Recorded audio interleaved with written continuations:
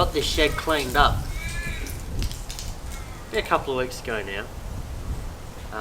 It was a bit of a mess in here, like sheds get, to the point where I didn't even have room to put old mate Gus here in. So I've managed to get it all tidied up, and now I can have a full drive back in here. And I find myself feeling like the shed is almost like another room of the house, and like you've got a roommate living in it, which is the car. And you can come out here and you can hang out, and it's obviously right now we're back in a lockdown here in Perth, Metro, Peel and Southwest area. 5 days, could be longer, don't really know yet. We're about halfway through now, so I guess that's why I'm feeling extra connected to the shed. There's not a lot else we can do. So here we are. I'm about to get into a Q&A video with everyone that asked a question. Why don't we fire it up? So first question. This is an Instagram question. Tomo_Moss. Do you have any plans to do a tag along style trip? Yes. Short answer is yes. I actually have a subscriber day coming up. The start of next month, start of March. I'm not announcing that trip on any of the videos or on any social media. So email me at mattxg@hotmail.com. Let me know that you're keen, and then I'm responding to that with all the details that you need. Your meet point, the time, where we're going, particulars of the day. And I'm doing it that way to keep it not small, but keep it intimate and exclusive, I suppose, so that only the people that do genuinely watch the videos are going to be there, genuine subscribers. If you're seeing this and you want to be there, flick me an email. I'll respond to that and I'll keep you in the loop for that first subscriber day, first trip. It's a day trip, so as far as tag along tours and stuff go, that's a higher possibility, depending on interest in that, I suppose, really. If there's enough interest there for that, there'd be something that people would like to do, then I'd be up for it, for sure. So maybe sometime in the future that could be something that could be explored, depending on how many people might be interested in that. And it's a lot of work, and things like that, you know, insurances and you know, doing overnight trips and stuff, it can get quite full on. So I would need to know that people were proper keen. Yeah, I don't know, see what the future holds. So this one's a Facebook question from Maddie Burgess. If you if you were riding a donkey and I threw a stone at you, would you be stoned off your ass? I think the answer's in that question. Yes, I would. In all seriousness though, what influenced you to start filming content? Yes. This is something I haven't really talked about, not sort of publicly. I don't know. I don't know.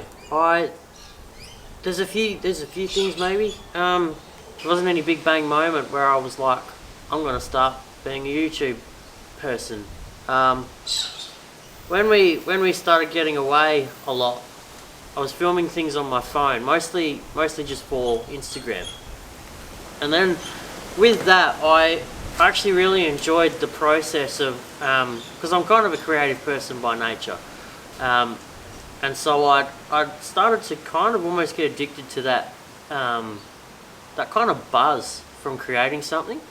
You get sort of a bit of a storyline going with your footage. You add some music to it, and you start to see this cool little bit of art, or whatever it is you want to call it, that you've created. For me, it wasn't so much about showing people. It was just it was a real cool kick, filming something. Very rewarding feeling filming something, and that process of, for me, it's two parts for me. You've got the you've got the trip itself that you film, but then it's that part of when you get home, you got to actually make something out of all that footage, and that's the part for me that I actually enjoy most.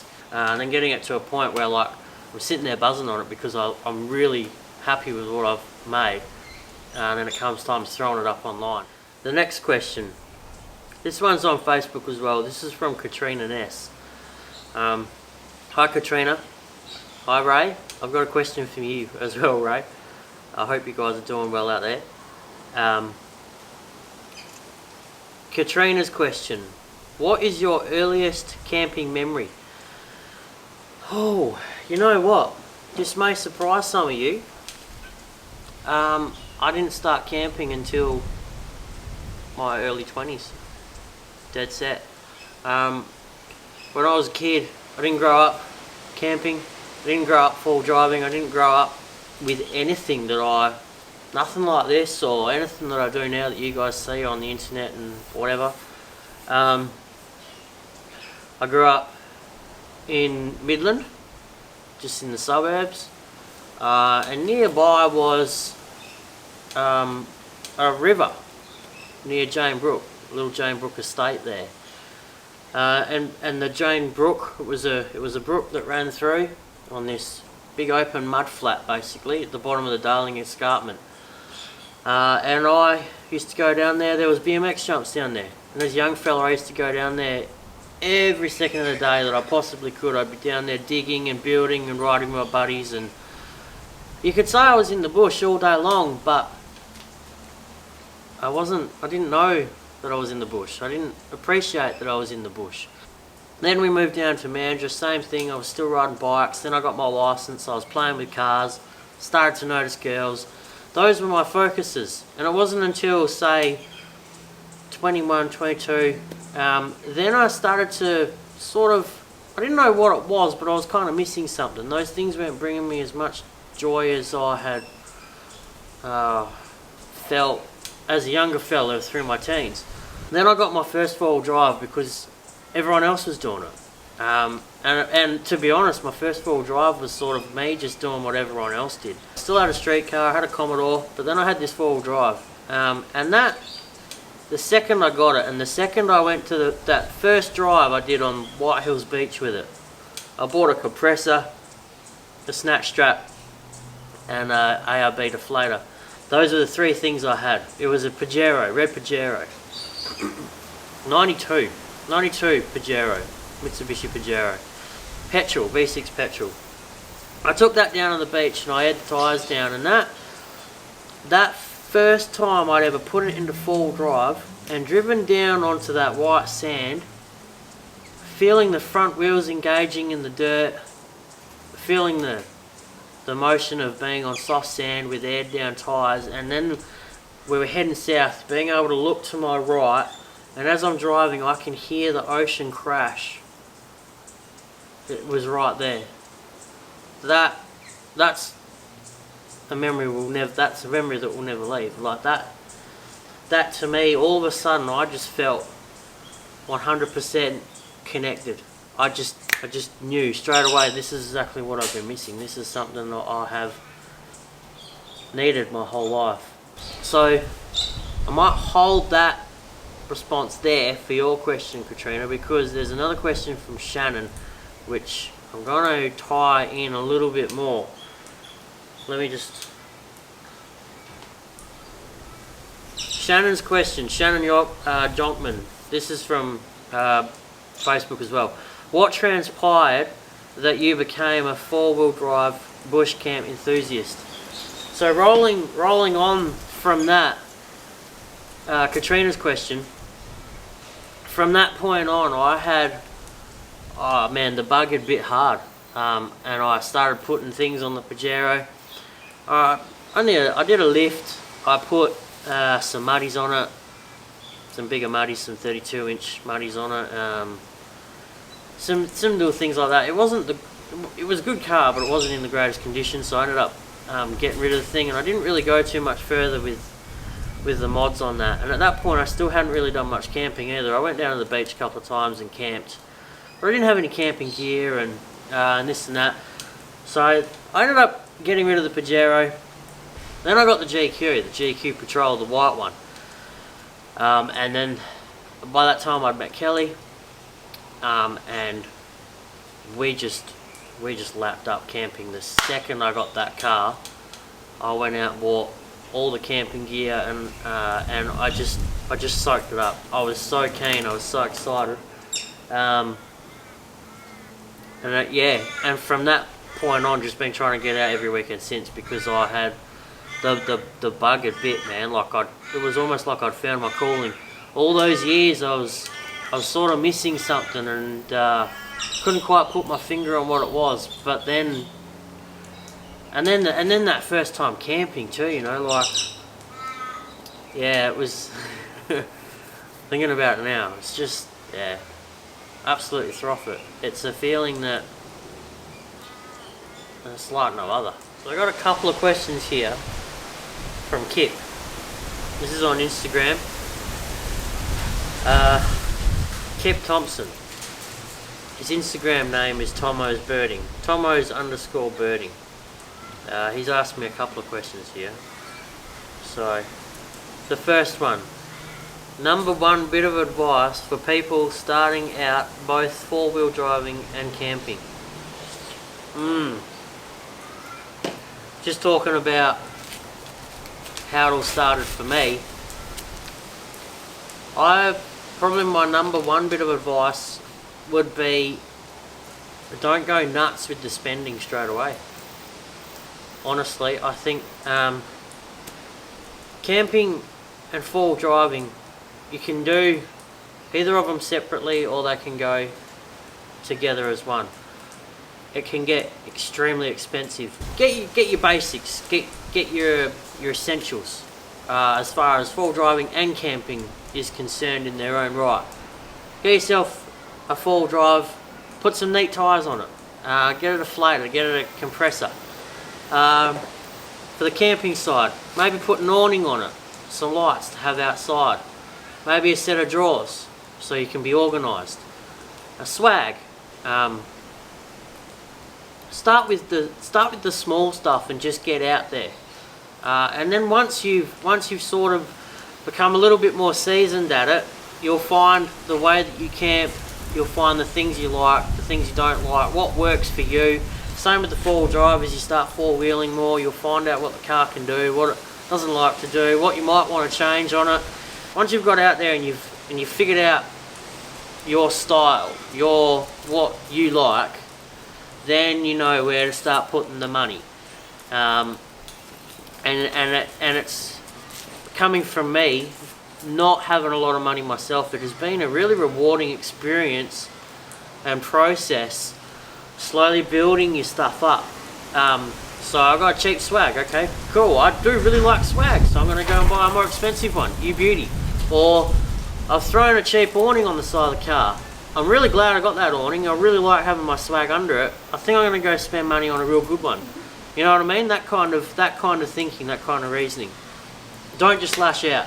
Don't just lash out. Go and get out there a few times, real minimalist. Find what works for you, and then enjoy that process of building it up. That would be my one and only advice, 100%. So Kip's got a second question. He's also got a stupid question. His stupid question is cereal soup? The second serious question though for him. This is Tomo's Birding again. Where would you like to see Australian off-road in 5 years? What are the goals? Well, holy crap. I don't want to invest too much into this in the line of what I expect from it, because if I do that, I'm setting myself up for disappointment, and I'm setting myself up to be a bit stressed and investing too much into it, mentally maybe, emotionally. I just want to enjoy the process, and whatever happens happens. If I get to this many thousand subs or that many whatever views, whatever, man. I'm just here for a good time, and I'm going to keep doing it for as long as I'm enjoying it. Billy Moon's question here, Billy.Moon. This is Instagram again. Would you rather an AU and you can go anywhere, or Gus, but you're only allowed to Wilbinga? Wilbinga's obviously the 4-wheel drive beach up, I think it's around 2 Rocks Way, isn't it? Someone correct me if I'm wrong. That's a good question. I really like that question. That in essence is exactly what I'm kind of all about. You see the big 4-wheel drive in the background behind me.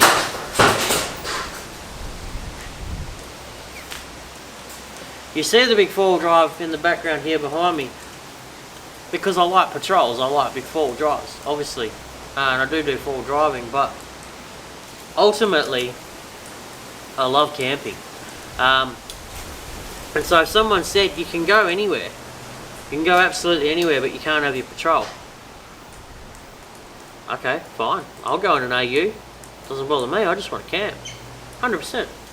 This one's a Facebook question. Paul Redmile. How are you, buddy? Paul's up in the Northern Territory, for anyone that's curious. If you could camp anywhere in Australia, where would you head for? Oh man, that's a loaded question.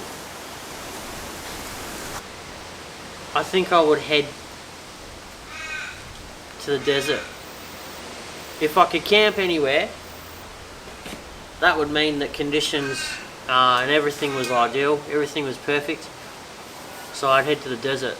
I'd love to go to the Simo, and the reason for that would be just to see the night sky. If everything was perfect and I could be there on a beautiful, calm, clear, fresh night, parked right there in the centre of Australia on the Simo, just to see that sky. Yeah, just to see the sky. I mean, obviously it'd be a wicked trip, and for anyone that's watching, if you've ever done it, like, I'm extremely jealous. But for me, just to see that pitch black sky and all those stars, that would be, yeah, I would love, and I hope one day I do get to see that. That'd be my first pick for sure. Ben Valentine, this is Facebook as well. The army armrest for the patrol, did you make it or can they be bought? I'm guessing the camo armrest on my door. Yes, you can buy them. They're made here in Rockingham in WA by Dingo 4x4. So you can find him on Instagram, Dingo 4x4. I think he's got his own website too as well. But then Core Off-Road, they're on Instagram too. Core Off-Road, they sell them.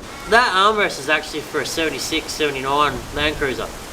It's designed to sit on the door sill of one of them, but it just so happens that it fits perfectly on a GU. Stuart Beard, this is Facebook as well. Stuart Beard, how are you, mate? Which camping spot in the southwest would you recommend as the best chill out spot? Somewhere to go that is quiet and great to sit around doing bugger all. Oh man, another loaded question. Oh, geez, I tell ya, you couldn't go too far past the dam, to be honest. If you could find somewhere quiet on Wellington Dam, probably the east side of Wellington Dam. Up that way as well, you've got the river. There are some quiet spots along the river. Other than that, if you can get down some of those spots along the Blackwood down there, you'll be able to park up right on the river's edge and you won't see anyone for days, and you'll be able to sit there, especially if you're in fire season. They have a fire going all day. You sit there on the river, flick a couple of rods in. You will not want to move for a week. 100% guarantee it. So if you can find somewhere down there on the Blackwood, then you've got spots like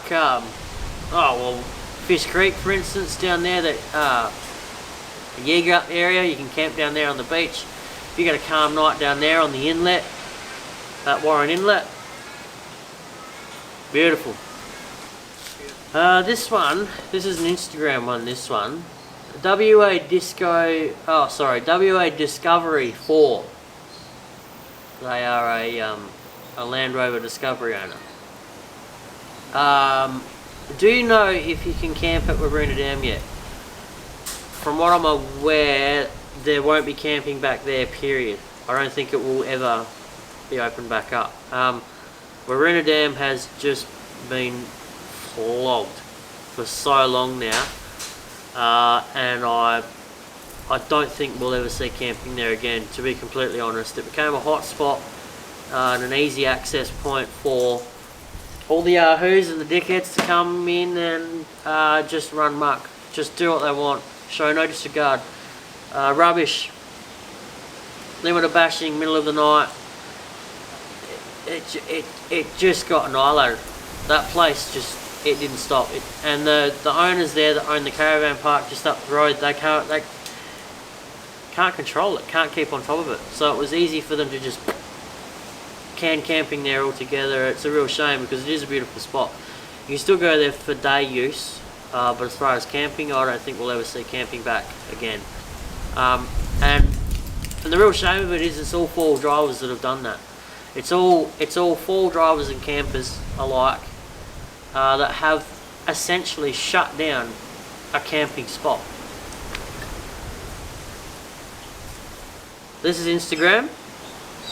Lost_the_plot_adventures. What do you prefer? Bush, beach, dam side? Ooh. Well, I'll definitely tell you I prefer bush over beach.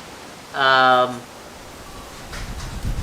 always have, and I probably always will. There's something that I just can't go past when it comes to camping. My ultimate time of year to go camping is in the middle of winter. I love to be cold, I love to have the fire raging, and that for me typically is in the bush. So I have to say the bush by default. Servo_pie. This is Instagram again. Servo_pie.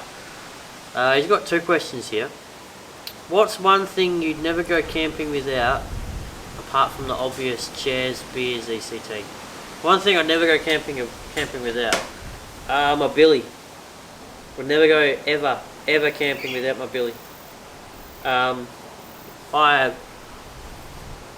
am real traditionalist with how I boil water and how I cook. And yeah, my billy, 100% my billy, because I just love that feeling of waking up in the morning, you get the fire going, and you throw a billy on the fire and you sit there and you watch that fire and you wait for your billy to boil. That to me is like, that's my routine in the morning. Second question from Servo Pie. Favourite mod on the patrol? Whoa. The drawers. Yeah, in the back. The drawers. Because it just makes life so much easier when you've got everything organised. It's in its spot, know where it is, it's got yeah, everything's just there. This one's from Josh Sinnott. This is Instagram. Josh Sinnott. I hope I'm pronouncing that right, man. Josh Sinnott 97. What's the best thing you've learnt from nature? Ooh, I like that question. I like that a lot. I would say maybe a couple of things. Firstly, to appreciate it. I think that's quite obvious. Then you learn other things like compassion, calmness even. You can't look at a beautiful flock of black cockatoos flying over and be mad or angry or in a bad mood, you know, like nature calms you. Well, it should calm you. If it doesn't, you should allow it to calm you. You learn compassion.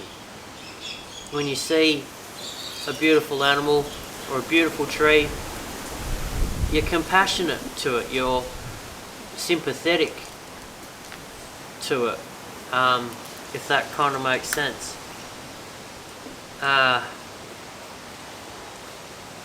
I think, yeah, that's probably what I've learnt. You know, how certain trees are so important to certain birds, and everything's all linked and intertwined, and your ecosystems are so fragile. You know, you don't have one. You don't have animal species without fauna, and yeah. I think appreciation for all of that would have to be number one. And then what that does to you physically, mentally, calms you, makes you compassionate, it softens you. If you let it, you got to allow it. You definitely have to allow it. And then you know, the beautiful thing about camping, being out in the bush, pays that connection then to it as well. Connecting to nature. Turn the music down at camp and listen to the breeze go through the trees. Listen to the fire crackle. As the sun's setting, that's when the birds are always going off. At sunset around camp in the bush, you're always going to hear the birds going nuts. 100% guarantee it. Turn the music down. Take a few moments to just be quiet and listen to everything going on around you, because the bush talks in so many different ways, and as soon as you switch everything off and tap into that and listen, you connect in a way that you will never have connected before, and you appreciate it. Yeah. My_vision_photography. This is a guy called Mark Randall. I've known Mark for quite a while now, and he's got this page, My Vision Photography. Does some beautiful shots on that page. Go give him a like or a follow. His question is, coming from the modified car game, yep, what's 3 words that best describes the full drive scene? 3 words. Down to earth. The people that are connected to camping and full driving and nature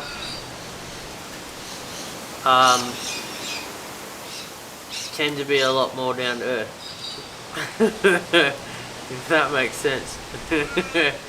Yeah, down to earth. That would be probably the best way I could describe it. Alright, this is Instagram as well. This is Phil. He's got a little YouTube channel as well. Outback Swaggin is his Instagram page. The question is, did you think making a few videos would get this far? Congrats on the 1k subs. Did I think making a few videos would get this far? No. No. At the very start though, I was kind of feeding off that curiosity of where will this go though. Not really any expectation, but a very strong curiosity, wondering where it would go and where it can go from here too. Brownie_patrolling. Can I get a rig rundown of you?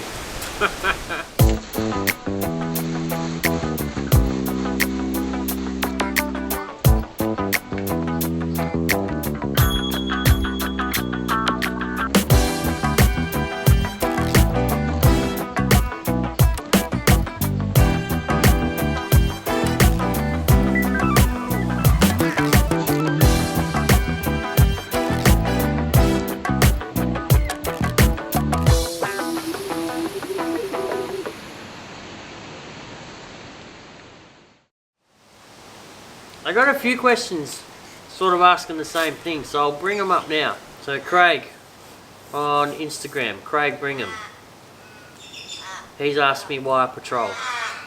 And then there's another question from Podge too, Podge Jenkin on Facebook.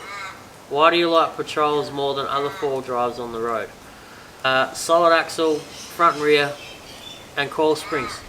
And there's obviously Land Cruisers, solid axle, like your 80s, 105s, solid axle coil springs. So why then the patrol? I just like the Nissan better. I just like the Patrol better. Really kind of does come down to that. I love the TD, the TD42. The Patrol's a little bit more affordable as well. Land Cruisers can be a little bit more in price, although you wouldn't really know now with this COVID tax on everything, but tend to find the Patrols can be a little bit more affordable. I just like Nissan Patrols.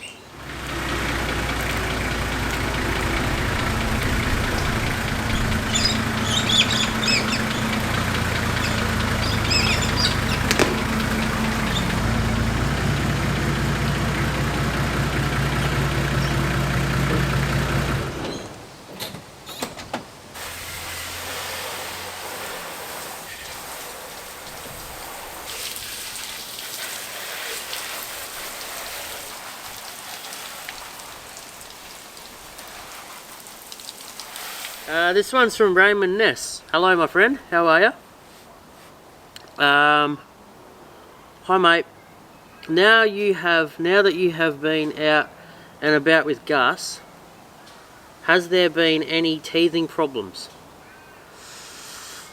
Oh, teething? Probably not so much. At the very start, but this is before I was even really getting out with it. This was just while I was still going between shops and noticing things going on before even actually getting out. I had some issues with the pyro gauge. I had an issue with an oil pressure gauge. Aftermarket ones that I put in. There was a bit of teething with that, so I had to biff them, replace them with some good VDO ones. What else? No, not teething, but since being out in it, I have definitely done things to it to make it more campable, more user-friendly, if that's the way to describe it. Make it just a better overall experience. So yeah, in that sense, not so much teething, but I definitely have done some things to change how it all works, change aspects of it. Beerly_off-road. Hello Mark, how's it going, my friend? He's asked that what is your top 5 must-have items in your car for camping? I do have 5 top items for camping, but that might fall just short of your question in the sense of what are they in the car. Obviously all these things are in the car when I'm heading off, so I hope that counts. So first, dry jar. I always, through winter, will always have at least a night's worth, and usually the morning as well, of dry jar in the car somewhere. Being winter, I don't like to be caught out with wet wood or no fire.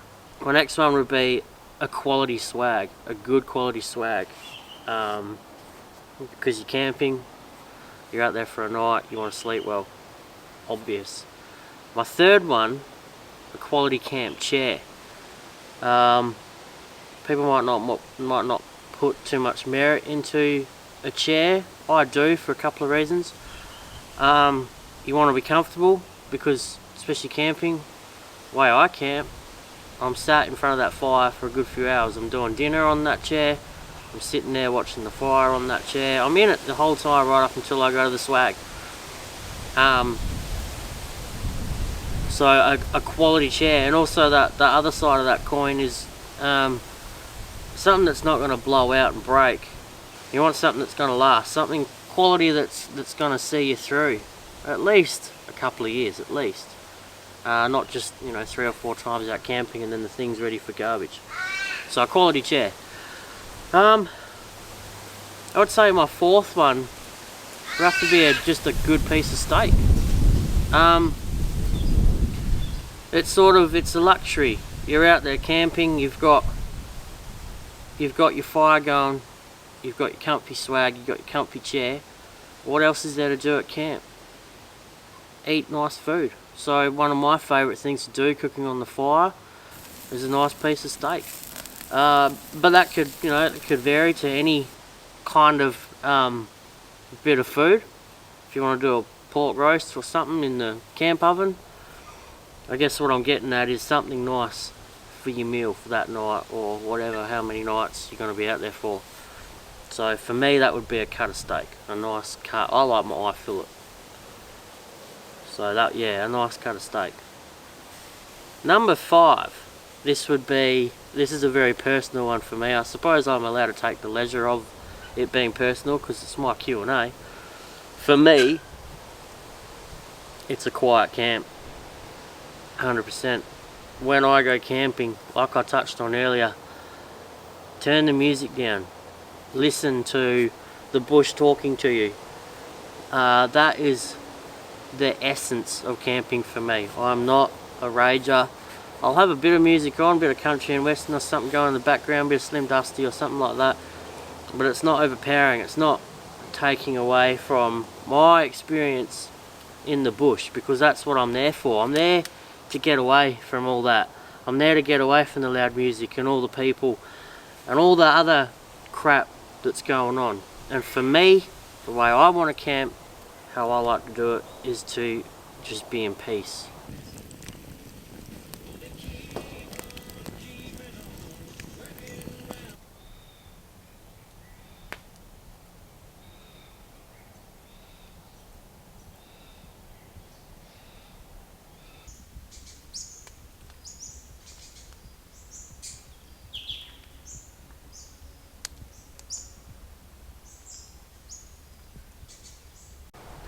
It's obviously not something that you can have in the car. I guess you could leave the missus at home. So top 4 things that are in the car, and top 5th thing that's maybe not in the car. But yeah, that would be, Marky Mark, that would be my 5 things for the way I like to camp. This question's from dads_Prado150.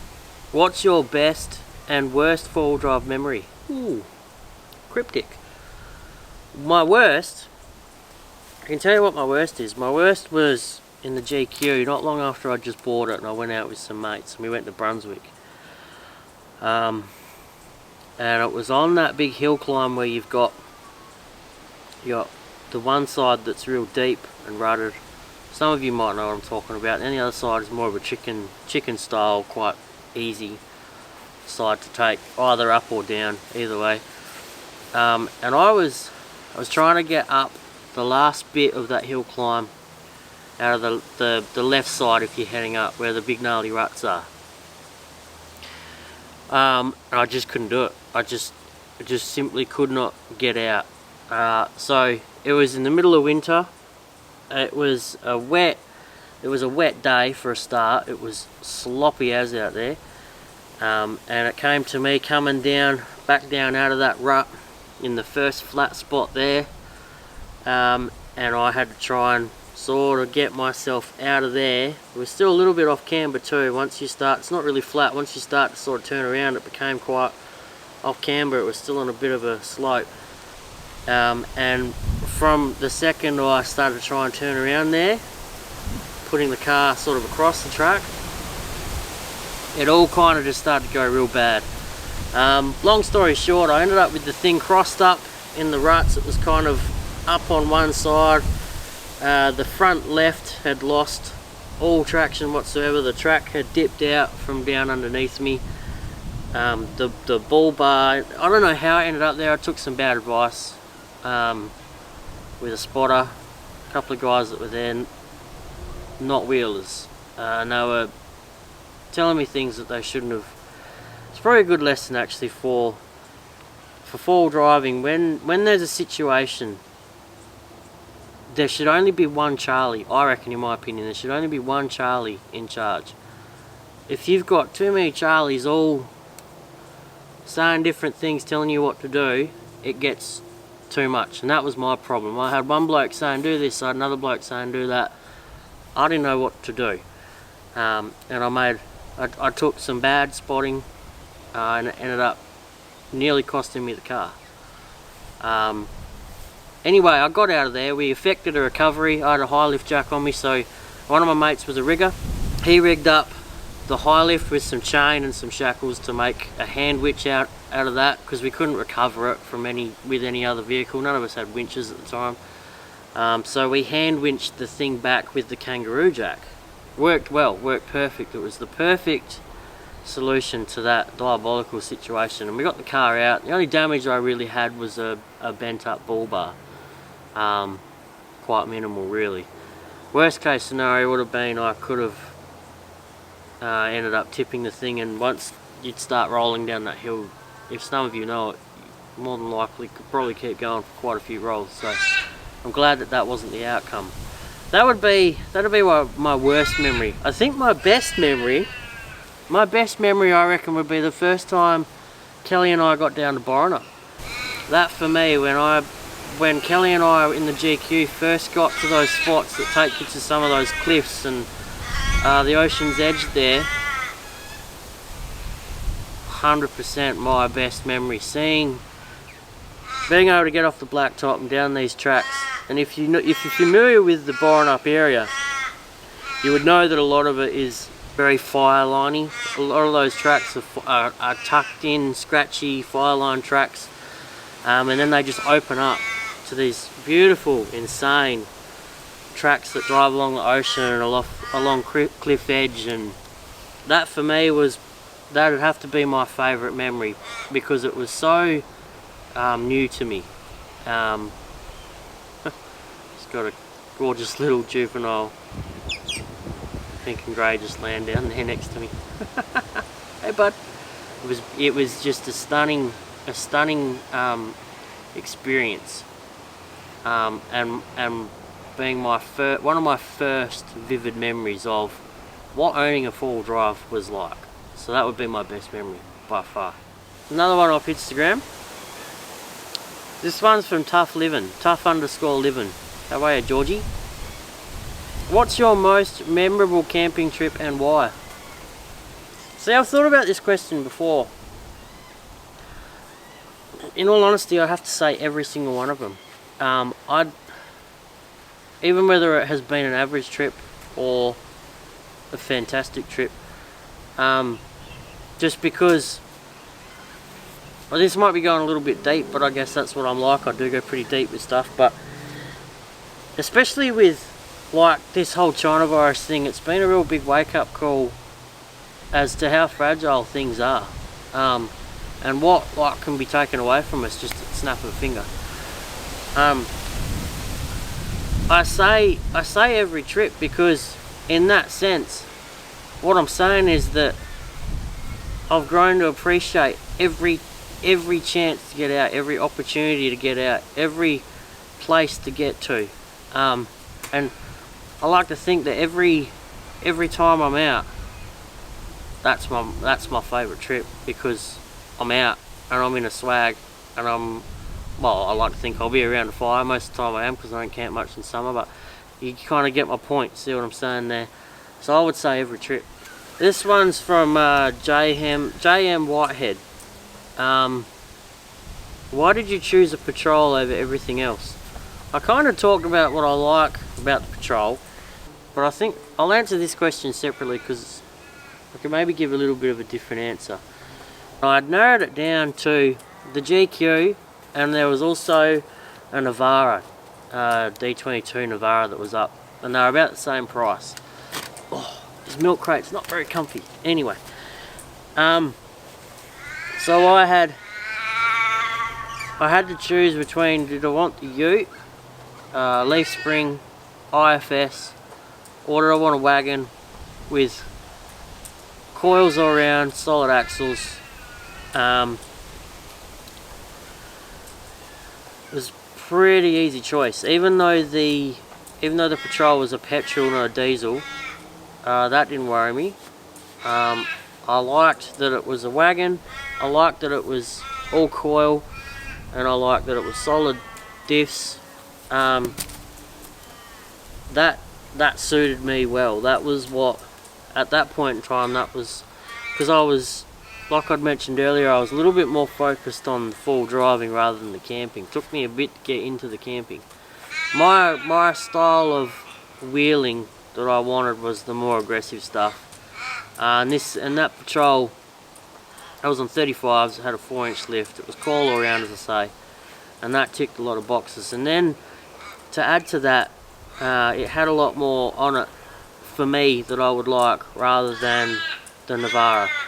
So there was things like, it had drawers in the back, it had a roof rack on it, had an awning, had a ball bar and spotlights, had a light bar on the roof. So it was the perfect platform for exactly the type of wheeling that I wanted to do, in conjunction with the odd bit of camping.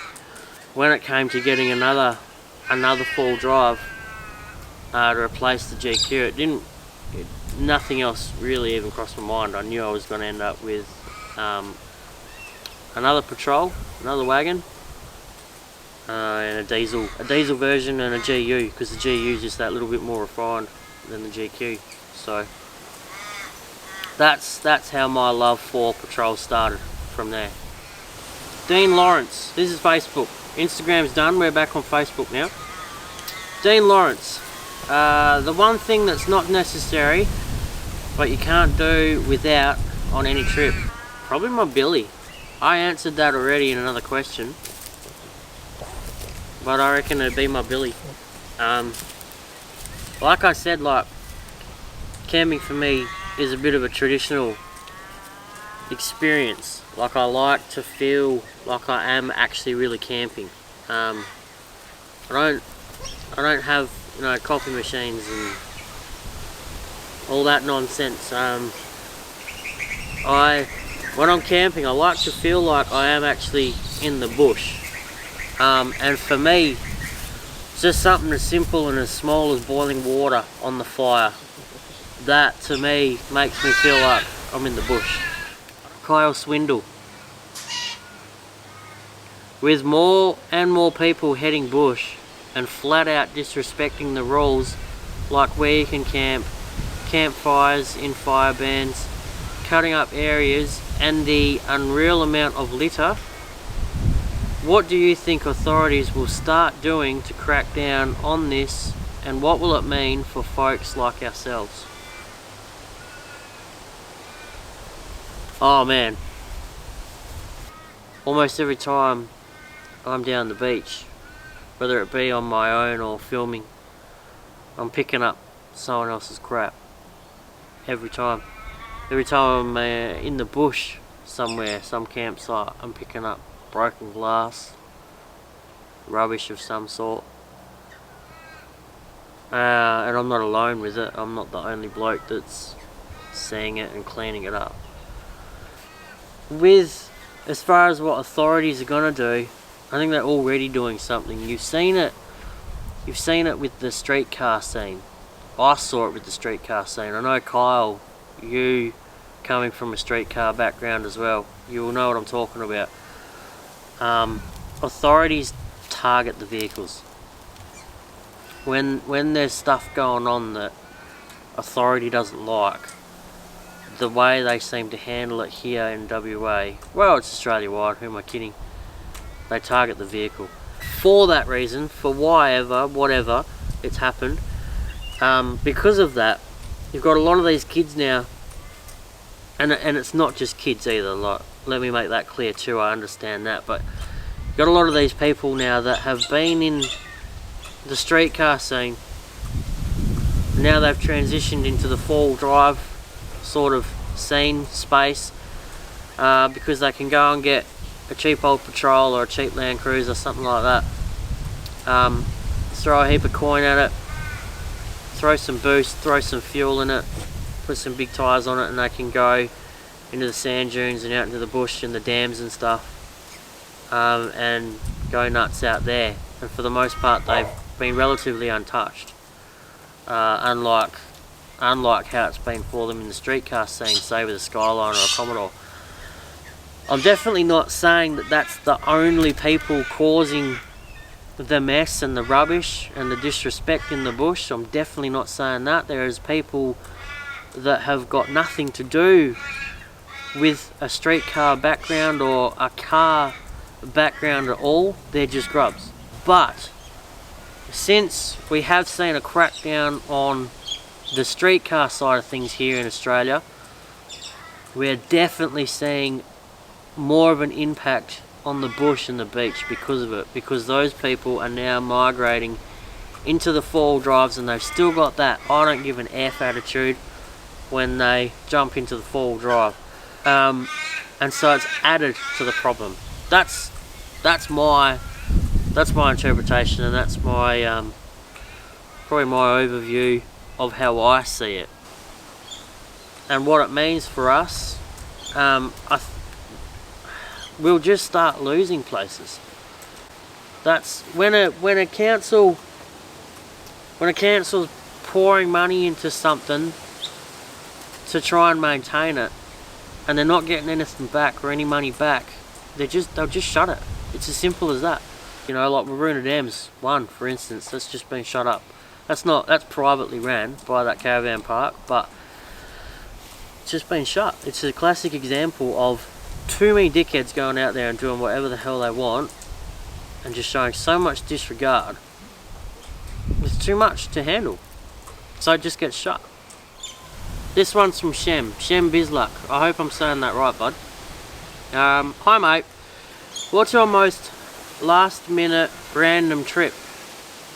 Have you ever woken up one morning and just thought, stuff it, let's hit the road and see where it takes us? Ooh, no.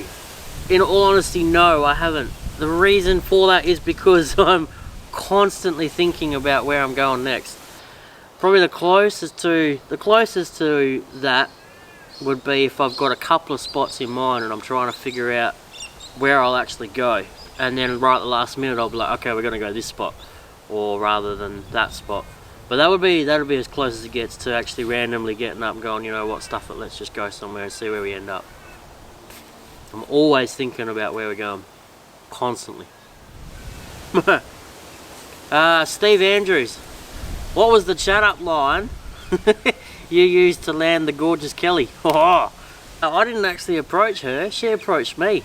So I don't think she used any pickup line for me. It was just hello. yeah, she came after me. It was good. Yeah, what am I supposed to say to that? 4x4AU. He's on the Instagram and on the Facebook. Old Ethan and his missus, they get up to a fair bit of cool stuff in his red 80.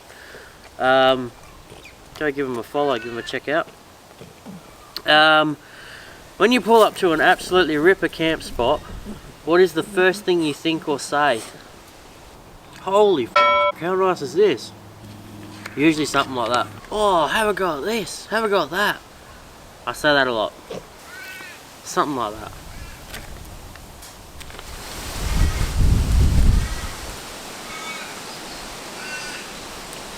That's all the questions. That's all of them done. Thanks so much to everyone that got involved. I got smashed with questions. It was awesome, and I like to interact like this with everyone as well. So I've totally enjoyed it. You've seen me drinking out of this stubby holder, right? I've got stubby holders in stock at the moment. For those of you that aren't aware, I've got more stickers coming. I also have patches too. I've completely sold out of the patches. I don't even have one here to show you what they look like. I have more stickers and patches coming, and I've got a fair few of these too that you can get on my Big Cartel, Australian Off-Road /bigcartel.com. It's just down there on the screen. Jump over there, grab one of these. They're only $10 each. Also to mention the subscriber day, that's going to be at the start of March next month. If you are keen, get to my email, mattxg@hotmail.com. That's just down there as well. Get in there, send me a message, say, hey buddy, I'm keen to come, keep me in the loop. All I really just request you to do is just subscribe to the channel. Every subscription does help, every view helps, every comment, every like, because it helps to show me up in the algorithms and all that scientific stuff that I don't know much about, but it puts me out there, and so for you doing that for me, I want to pay it back a little bit come out and meet as many of you as I possibly can. I'm actually really looking forward to it. It's going to be awesome. So keep that all in mind. Again, thanks very much for getting involved in this one. Stay safe, be good out there, and we will see you on the next one. Hooroo.